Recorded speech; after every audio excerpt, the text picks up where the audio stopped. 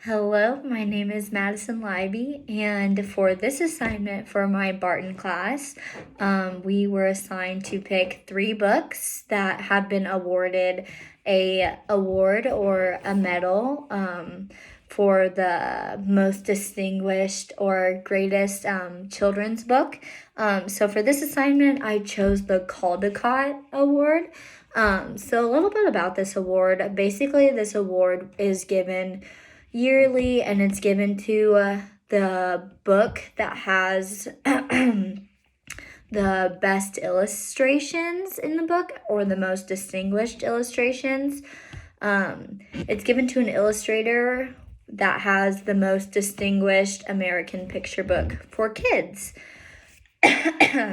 So in another class I'm taking, we actually talked about a little bit about the Caldecott Award, so that's kind of why I chose that one.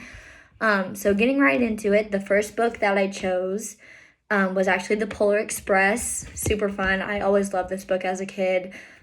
So basically for the summary, it's just a kid who kind of doubts, or who is starting to have doubts about Santa Claus. So in the middle of the night, he hears the ringing of a bell, wakes up, goes outside, and he's trying to find the source of this bell that he hears.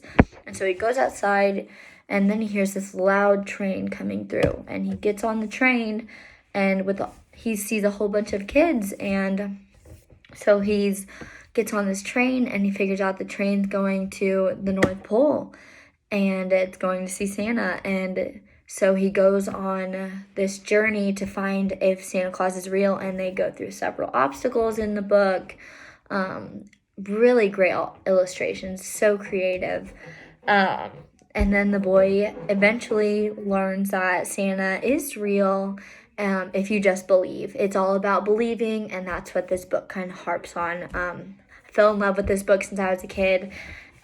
So I kind of pictured if I was going to read this book, I'd read it to littler kids like kindergarten, first grade, around Christmas time, and then I would use some arts and crafts and have them make their own little train. So I would draw out the shapes for them to cut. So I'd cut out or draw a rectangle for them to cut out on colored paper, triangle for the front end, circles for the wheels, and like a rectangle, like a skinny rectangle for the chimney. Well, I guess not the chimney, but the thing that the smoke comes out of the train. And then they could decorate it, draw the train name on it, which I thought was super fun, creative, easy, and they also will be able to remember the story easy. So moving on to the second book, I chose The Adventures of Beakley, the Unimaginary Friend. This is a super fun book. It was about an imaginary friend, but they pretend it's an actual person in the book, and it's born on an island, and then there's a whole bunch of creatures there, and they're sitting and waiting for a kid to imagine them, and then they can go and find that kid in the real world. And so Beakley is waiting to get imagined, and he's finding that it's not really going to happen. So he goes on his own journey, gets on a boat, travels to the mainland where a whole bunch of kids are, and he's trying to look for his human. He's trying to look for his friend. So he goes all throughout the city looking for his friend. Nope, not here, not here. Climbs to the top of a tree, looks for him, not here. Finally finds his friend, and then they go on these little adventures, and they find out that they are perfect for each other. And that's how the book ends. They become best friends. So for this activity, I thought it'd be really fun to get the kids to be able to draw their own imaginary friend, and then they would write like 2 sentences about like how they would meet or a sentence about how they would meet their friend, a couple sentences about how they would, or the adventures they would go on together. And then and then just I guess, how they would stay friends. I thought it would be a super fun way to incorporate some writing in this assignment, as well as some arts or art activity. Um, I would do this for probably a first or second grade level, and then for the book one for the Polar Express, I'd do kindergarten or first grade. So for the third book, it's called Owl Moon, and the summary is that this father and daughter go on a walk and they find this owl and it's staring back at them. The owl gets spooked and flies away.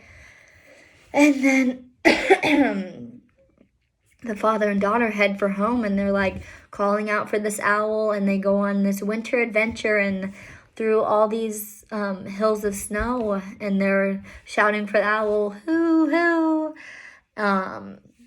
And it tells the story of them searching for an owl on their way home, and then they eventually find the owl, and yeah, the girl is amazed.